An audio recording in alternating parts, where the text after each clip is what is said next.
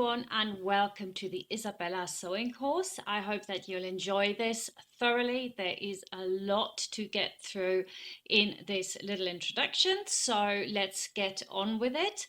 Here we've got this beautiful dress, and it's a size 1 to 2 I've made here. And the first thing you'll see straight away, you've got beautiful pin tags right here. We've got 2 on either side of the center front, and we've got a centerpiece here which is 4 centimeters wide, so you can put lace in the middle there. We're going to look at an example for that soon as well.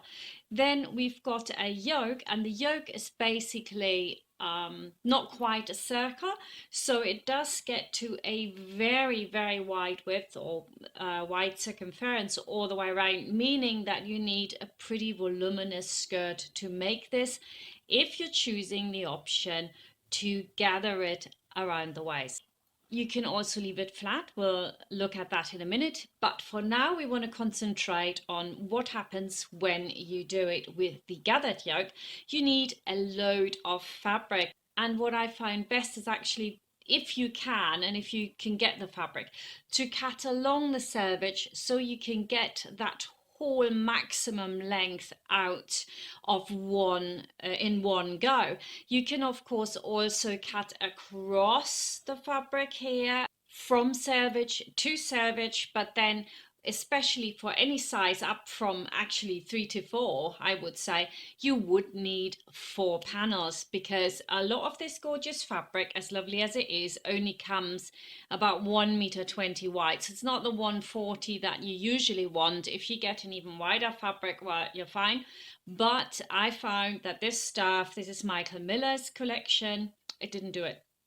So you need a lot of fabric for this, let's put it like that. And when we talk about cutting out, I'll go into more detail, so just be aware that you will need up to 4 meters of fabric to cut the skirt, but you will also get a lot else out, especially if you do it in the one fabric only. So that is absolutely fabulous.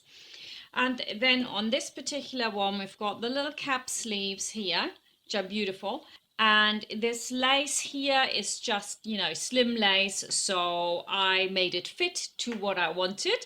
And I think you can go through your stash and find the most amazing stuff. And in your instructions, you will find quite a few little tips on how to use various laces for this, so you can put it on and treat it like a collar, which is really nice.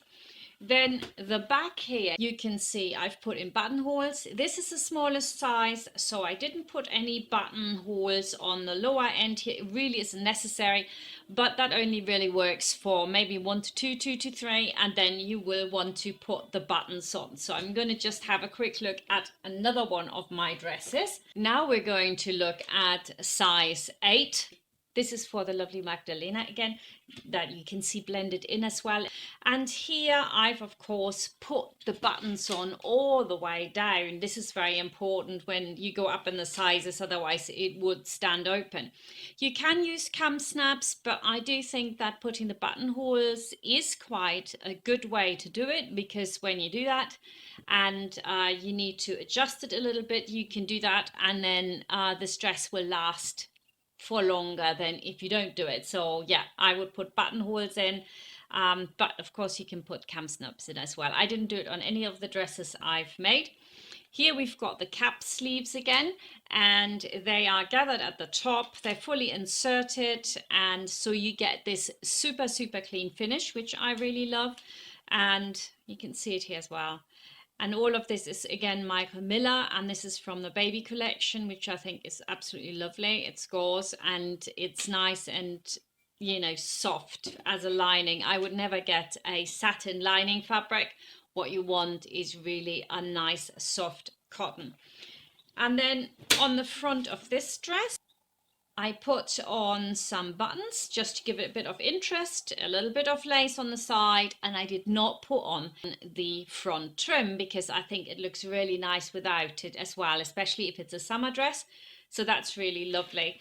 And here again, I gathered the skirt, and then when you look at it down here, you can see all the massive amount of volume you need here. Now you have got always the panel width in your instructions, so you can just look at them.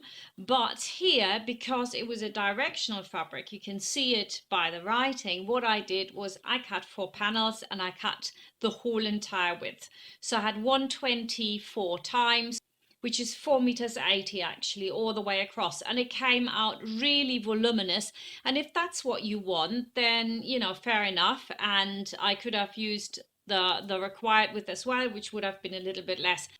What was really great is I used my gather foot for this, and I used the settings 1, and just below 21, you can see it right here, it was just below it. And the amazing thing that's happened was it was exactly the right length it came out. It fitted the yoke perfect, and I thought you have to have a little bit of luck. So I thought that sometimes, so I thought I'd pass this on to you in case you have got one of those Joanne's gadgets as well, and what you want to do is just put it under the gather foot. If it doesn't come out perfect the first time, you can just go rich and go again, but I'm hoping that that will be perfect for you as well. That setting will work if you cut the width all the way across and cut it 4 times.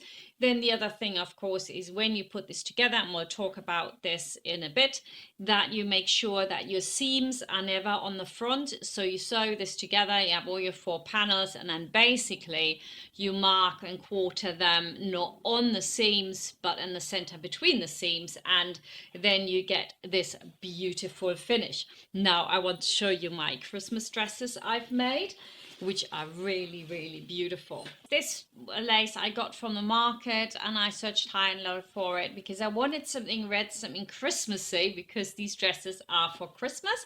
And then we've also got the pin tags here, but I think one thing is very obvious, that you can hardly see the pin tags. So if the pin tags aren't really visible, what's the point of putting them in, you might say? And you can see here the second option for a sleeve, the beautiful puff sleeve with a turn up. And I love this because it's so simple to make. You've got the seam lying on the inside here, looks absolutely gorgeous.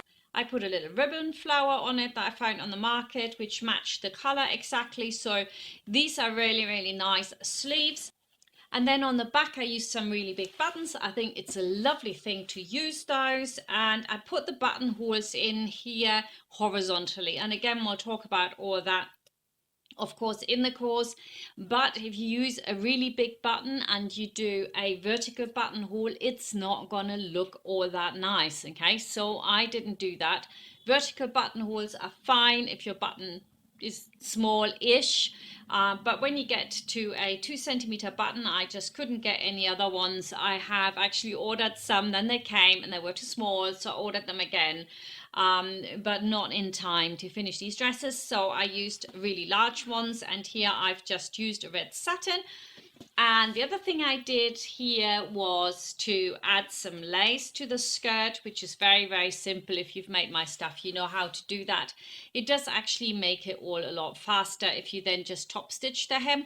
I did a hand hem here because I think that when you're doing something this nice for Christmas, you do want something to look really good. So you've got a hand hem in here, and yeah, that took some time really, so not brilliant, but there you go. This is the size 3 to 4, and I used the exact length that was required in the pattern for my skirt, and actually it is a nice good amount of gather, so you're absolutely fine unless you want to go completely overboard. And then to go with it, I made another one of the Paris jackets. They are wonderful, and yes, they're not easy to make, yes, they take you a while to do, but they are fabulous. And I've made this one to go with the dress, and I've put in a bound buttonhole. And now nobody should be scared of those. They're not that hard when you know how to do them, and hand stitched on the inside. And I used a little bit of the fabric from the dress for the jacket to tie it all in, and I've done the same here. I did the turn ups, and then inside it's just hand stitched. The sleeves are not lined because that would be way too warm.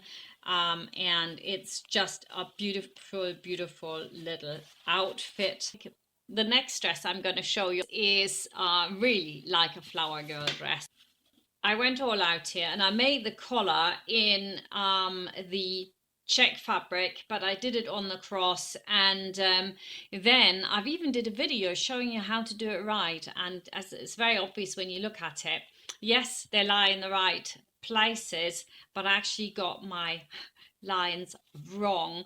So I will explain that when we're doing the cutting out, but I didn't do that bit right, so hopefully you forgive me and you will get it right, because it's very important you watch the checks. At the point where I was filming mine, I wasn't watching that, was I was just watching that the camera was doing it right and kept checking, you know, am I in focus and all that stuff, and I just completely missed that. Anyway, you won't, because you now know that you have to watch out for this. What I did was, instead of cutting it as a whole piece diagonally across the fabric, what I did was I divided my pattern into two pieces, added seam allowance. That way I would have been able to do it perfectly, but of course I didn't quite. Anyway, apart from that, I want to show you here that you can see a little bit of this collar left standing. That was accidental. When you use the exact seam allowance, actually it will disappear. Now, the ladies that made all the testing samples always had some standing, and I thought, wow, they did it wrong. And then when I made one dress trying to, you know, get rid of it, I thought, I actually prefer it. I think they've touched onto something. It was by accident, but it looks way nicer. So what we're going to do is just have foot width seam allowance here, and we have this beautiful little curve at the top, and I think it looks great. So then I also put a lace in the middle. You need that 4 centimeters here, and then that will fit in perfectly. And I've also put buttons on. I covered those myself and tried to get them exactly on the middle. I didn't succeed on all of them, but I think it looks very nice. And I just made a sash with the rest of the fabric I had left over, just the whole length. Tied a little ribbon around it, and that's it. And then on the back, it's not terribly long here, it's just what I had. I used these really big buttons again, and the more you go up in size, the better the big buttons will look, of course, because they are more in tune with the actual size. And again, you can see the buttonholes I put on the horizontal, because it would have looked really horrible if I'd done it any other way. And then let me just show you here what this looks like on the inside. Because it's all lined, it's absolutely fine, right? You can put your buttonhole in, yeah, it goes into the lining, but what does that matter really, right? It looks great, and that's all we want. Now I've also put on lace here, and I did that by hand. So you can see, you know, in places you can get into better than in other places. And I've sewn this on, and the color actually matches, of course, the lace that we've got in the top here. So I kind of started with the dress without having the lace, and then I just added to it. And I had initially thought of not even putting the collar on for Magdalena, but having the collar for Victoria. And in the end, I did it the other way around, because it just worked well. So a dress always kind of develops as well. And then on this skirt, I didn't put any lace on it, but again, I hand hemmed it because it is a Christmas dress. Didn't want to do it any different. Are you ready for the jacket? Here we go. This is the jacket that matches the dress, which I think is pretty cool. Bound buttonholes are not as hard as you would think they look. You know, they look really professional, but they're not as difficult to do. So you can do those, and there's of course a video from the Dakota coat on how to do that. It really is a very simple little trick. And I've put lace on here as well. It's looking fantastic, but it's actually quite cheap lace, and that's the back of it. And there you go. I mean, you've got a complete outfit here for Christmas that will take everyone's breath away, and it looks like something that came out of a top-end boutique, of course, which is the look that we want. So when you get into the course, I'll take you through step by step. Now, what's a little bit different about this lovely ivory dress is that the skirt has gone on straight. Okay, so it fits on smooth, which is really nice, especially for an older girl or for a finer dress like this, like a Christmas dress. It looks really, really nice. So what that means is that when we come to the skirt, we need less fabric, which is great because it means it still looks quite voluminous, but we need significantly more. That's over a meter less in fabric from one option to the other. And I know a lot of my testers have opted for the flat waist. I think both has its place, and you just need to decide whether or not you want to use that extra meter of fabric, but all the dimensions are of course in the instructions for you.